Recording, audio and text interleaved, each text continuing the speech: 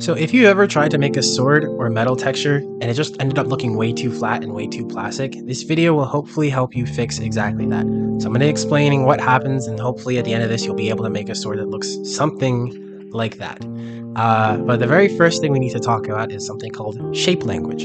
So we'll start off with the first sword. Let's just start by drawing it out. You can see there's a bunch of rigid 90-degree shapes all over it, and it's not really what you want for stylized modeling at all, to be honest. So now we compare that to the second sword. The blade flows smoothly into the handle, and the handle flows into the hilt, and everything kind of just flows into everything else. And that's called shape flow, and it really kind of deserves its own video in and of itself at this point.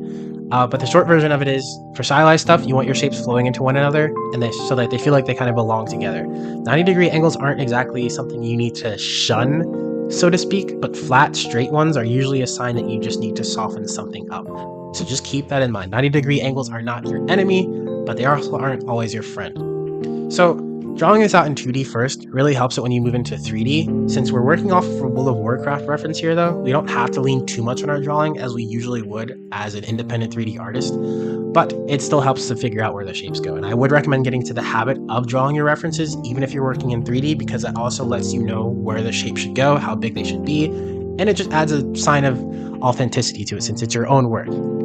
So we're kind of just modeling based off of the drawing and the reference together. You can already kind of tell the silhouette of this one looks a lot better than the first sword, and a lot more stylized too. So unwrapping this part, it was pretty seamless, no pun intended. I just kind of threw seams wherever it made sense to lay things flat. You don't really need to add a seam on every edge as you typically would in the PBR workflow, because we're only painting on the albedo map here, which is also another word for the base color map. So you don't have to worry about any artifacts or any weird shading errors and stuff. This is just pure painting. And this is roughly how the UV map turned out. I tweaked it a bit afterwards, but this is honestly completely fine for painting too, this layout right here. Decent margins between the islands, and that's really kind of all there is to it. There's not much more. I also mirrored the sword on the z-axis to give me more space to paint so it didn't look awkward. But a quick word on my brush setup. I typically like to do a spherical fall off with about 800 strength and pen pressure turned on. And then navigating to the tool options on the side with N. I scroll down into the options panel and I disable occlude and backface culling, and that's what's going to help make sure that your painting doesn't cut off when your camera angle isn't in an appropriate distance. So disabling those helps you paint the entire thing. But first things first, for painting, the first step here is just blocking out your lights and shadows. Do not jump straight into detail work. I'm telling you right now that it's incredibly easy to fall into as a trap. Work your way through the model, blocking out the light and the shadow, and then everything will come together from there. The only thing that matters right now is that it reads as lit on one side and unlit on the other side, or whatever side shouldn't be lit and whatever side should be lit. So we can go back after that and do a really quick detail pass, just going along the surface and breaking up the light a little bit to add in that detail that is emphasized by the light, but keep an emphasis on the top light and the bottom light. We're outlining it too. Don't outline every single edge. You kind of want to break them up, but since we're going off of a solid professional reference, credit to the artist, their name wasn't available. We kind of have some freedom here and we're a bit safe to do exactly that. But yeah, once we're pretty satisfied with the blade so far here, looks pretty good. We'll just move on to the gold. So the thing about gold is that it's basically just a brown base with lighter browns painted on top of it for highlights. I didn't do that here, so don't take what I'm doing here and then compare it against my words.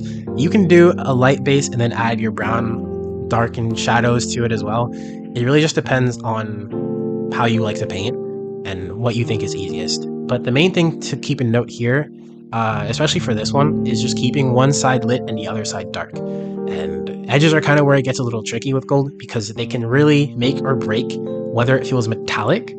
So go over them carefully with a lighter color than the surface, but don't make them too bright right off the get-go. Wherever the light is hitting it hardest, you can throw in a tiny bright speck like I did here in the middle.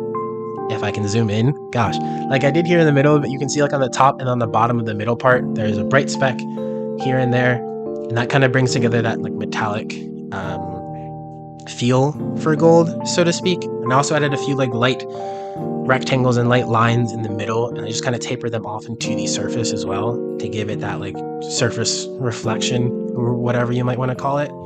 And then for the base of the guard, that gave me a bit of trouble, mostly because it's a curved surface and I haven't painted anything curved in a while, but it's really the same idea as anything else. You just figure out where the light's hitting based off of the reference, or wherever you think light is going to be coming from in your scene, and where the shadow falls, and then you just kind of build it from there. Same deal for the pommel. Really identical workflows there. And that light and shadow blockout is kind of like the most important part of painting any metal. Once you've nailed that, I think you're pretty much there already.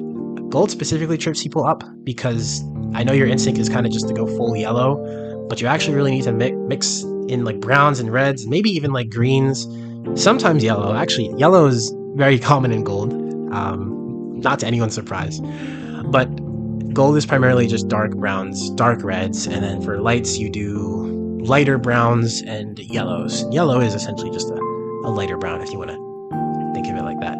The wood part here, the wood part was a nice little break from the rigors and strain and stress of metal painting. There wasn't anything too crazy. I just laid down the base and then I highlighted where the different wood panels would sit. And I added some line art on top of that as well. So each line kind of gets a highlight and a shadow on the dark side of the lines, and I just blend those into the surface of it to give it that like rounded, beveled look of like curvy wood, which is honestly a pretty simple trick. Then I just threw in a few extra lines here and there to just stylize it, and without overthinking it too much, it was kind of mindless. And then once it was done, I just added some ambient occlusion, and then once I was satisfied with that, I head back up to the blade and just finish things off. So I just broke up the edge lines so that they would tie better together with the rest of the sword, and that kind of gives it a little bit of a chipped paint look. This is actually a technique I picked up from Matt's Muravold, and he's a principal artist at Blizzard. And his metal work typically tends to have like a subtle chipped paint quality to it a lot of the time, I'm realizing. And at this point, it's kind of less about nailing like one exact material, and we're just making sure it just reads as metal. Especially for beginners. I would not classify myself as a master of this. Sorry to disappoint, but as long as it reads as metal, I think, especially if it's stylized and hand painted, I think you're good to go. But definitely try to get that material accurate, but that's pretty much it. And now you can go and post it in Discord and get glazed for it. And yeah, so thank you for watching. This whole thing was just a quick speed paint, about like 30 minutes in total. And that's honestly the sword. If you want to see the full process or grab the project files, both of those are sitting in my Discord, and the link to my Discord is down below. So come join it and hang out if you want the goodies. But thanks for watching, and if you got any questions, just shoot me a message on Discord. My DMs are pretty open, and I try my best to check them often. So yeah, see ya.